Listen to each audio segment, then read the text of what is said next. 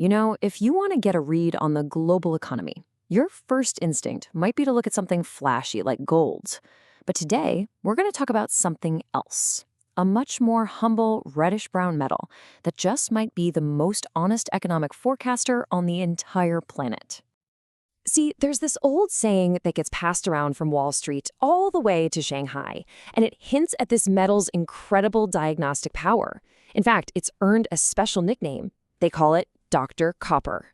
So, how on earth can a simple industrial metal have a PhD in economics?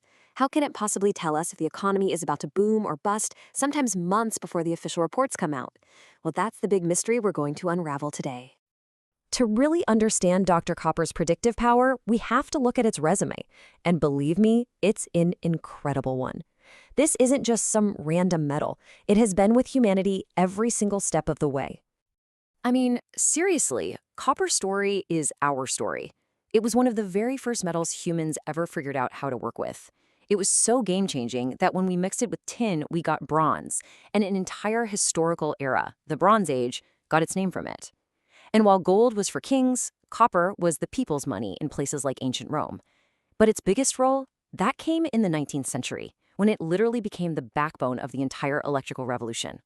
So why copper? Why did it become so incredibly important? Well, it all comes down to what you could call its three superpowers. First, it's a fantastic conductor of electricity. The best, actually, after silver, but it's way cheaper and easier to find. Second, it's malleable, meaning you can easily stretch it into super thin wires or bend it into pipes. And third, it's tough, it's durable. A copper pipe can last for a century without corroding. These three things made it the perfect ingredient for building the modern world. Okay, so let's fast forward to today. Those exact same properties are what make copper something like the circulatory system for the entire global economy. Economists have a great term for this: copper intensity. It's basically this incredibly tight link between a country's economic growth and how much copper it uses. Think about it. As a nation builds more cities, more factories, more power grids, its appetite for copper just skyrockets. The general rule of thumb is that for every 1% the global economy grows, the demand for copper jumps by about 2%. And this right here, this is why Dr. Copper is such a brilliant diagnostician. It's not just tied to one specific industry, it's literally everywhere. It's in the walls of your house, it's in the motor of your car, it's in your refrigerator, your AC unit, and yep, it's in the very device you're using to watch this right now. It touches almost every single part of the economy. So who is Dr. Copper's number one patient? It's not even a contest. The answer is China. The country consumes a staggering 55% of all the copper produced in the world. As the quote-unquote world's factory, its growth has been fueled by an absolutely insatiable demand for this metal. So if you want to know what copper prices are going to do next, you better be paying very close attention to the economic health of China. All right, so we've got the theory down, but let's look at the evidence. Has Dr. Copper actually earned its reputation? Let's dig into a couple of its most famous and scarily accurate past diagnoses. But first, you might be wondering, why not just look at gold or oil? Good question. Gold is what traders call a fear gauge. Its price often goes up when people are nervous. And oil, well, its price can be massively swayed by politics, by groups like OPEC. But copper? Its price is a much purer signal of actual physical economic activity. It tells you if people are out there building stuff or not. Okay, so here's how the diagnosis actually works. This is the key. Copper is a raw material. So when a company plans to build more cars or more houses, one of the very first things they do is order more copper. And on the flip side, if they're getting nervous about the future, the first thing they do is cancel those orders. This change in demand hits the copper market instantly, in real time, giving us a signal long before the official government data like GDP numbers can tell us the same story. Let's look at our first case file, the big one, the 2008 global financial crisis. Way before the news was full of collapsing banks, Dr. Copper was already sending out a warning.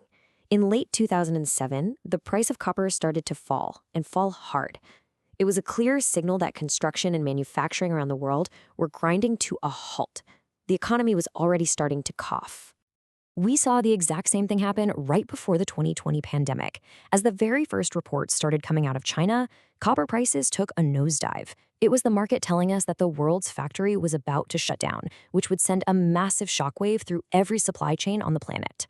Dr. Copper diagnosed the economic illness before most of us even understood the virus. So, Dr. Copper has a pretty amazing track record. But here's the thing. Looking ahead, its role as a critical economic signal is probably going to get even bigger. And the reason for that can be summed up in two words: green energy. I mean, the shift away from fossil fuels is arguably the biggest, most ambitious infrastructure project in all of human history. And guess what? The entire revolution, at its very core, runs on copper.